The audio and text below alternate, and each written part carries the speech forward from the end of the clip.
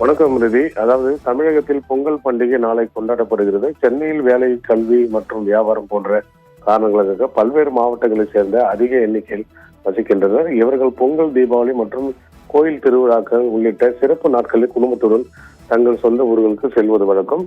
பொங்கல் பண்டிகை என்பதால் ஒரு நாள் முன்பாக இன்றைய தங்கள் சொந்த ஊர்களுக்கு செல்கிறார்கள். குறிப்பாக தூத்துக்குடி, கன்னியாகுமரி, நெல்லை, மதுரை உள்ளிட்ட தென் மாவட்டங்களைச் சேர்ந்த கோவை, சேலம் உள்ளிட்ட மேற்கு மாவட்டங்களைச் சேர்ந்த திட்டமிட்டிருந்தபடி காலை முதலே சென்னை சென்ட்ரல், எழும்பூர் ரயில் நிலையங்களில், கோயம்பேடு, கிளாம்பாக்கம், மாதவரம் என பேருந்து நிலையங்களிலும் மக்கள் கூட்டம் அதிக அளவில் அலைமோதியது. மேலும் திருவண்ணாமலை, விழுப்புரம் உள்ளிட்ட வட மாவட்டங்களை சேர்ந்தவர்களும் இன்று பயணம் செய்ய திட்டமிட்டுள்ளனர். பண்டிகை காலங்களில் தமிழக அரசு சார்பில் சிறப்பு பேருந்துகள் இயக்கப்படுகின்றன. அந்த வகையில் ஜனவரி 9ஆம் தேதி முதல் சிறப்பு பேருந்துகள் இயக்கப்படுகின்றன.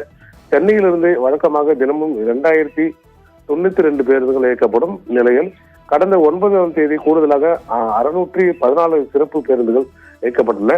சென்னையிலிருந்து நேற்று மட்டும் பல்வேறு ஊர்களில் மட்டும் 4800க்கும் மேற்பட்ட பேருந்துகள் இயக்கப்பட்டு 2 லட்சத்துக்கும் மேற்பட்டோர் பயணம் மேற்கொண்டதாக போக்குவரத்து துறை அதிகாரிகள் தெரிவித்தனர். அதன்படி 5 நாட்களில் அரசு பேருந்துகளில் மட்டும் 7 லட்சத்துக்கும் மேற்பட்டோர் சொந்த ஊர்களுக்கு சென்றுள்ளனர்.